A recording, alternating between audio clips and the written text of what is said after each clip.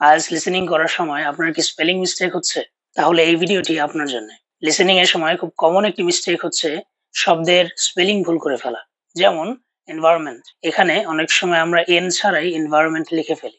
এটি সলভ করার জন্য দুটো টিপস শেয়ার করব। প্রথম টিপসটি হচ্ছে একটি স্পেলিং খাতা মেইনটেইন করা। আপনার যে স্পেলিং গুলো ভুল হচ্ছে সেটি বাঁ দিকে লিখে রাখবেন এবং সেই ওয়ার্ডের যে সঠিক স্পেলিংটা হয় সেটি ৪ থেকে ৫ বার তার পাশে ডান দিকে লিখে রাখবেন। দ্বিতীয় টিপসটি হচ্ছে ডিকটেশন প্র্যাকটিস করা।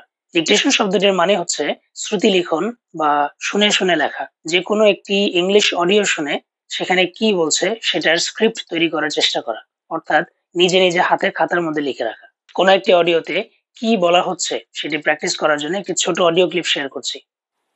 Thanks to increasing temperatures caused by climate change, the wildfires happening today are more intense and more destructive than ever before. এখানে কি বলা হয়েছে? Comment down below.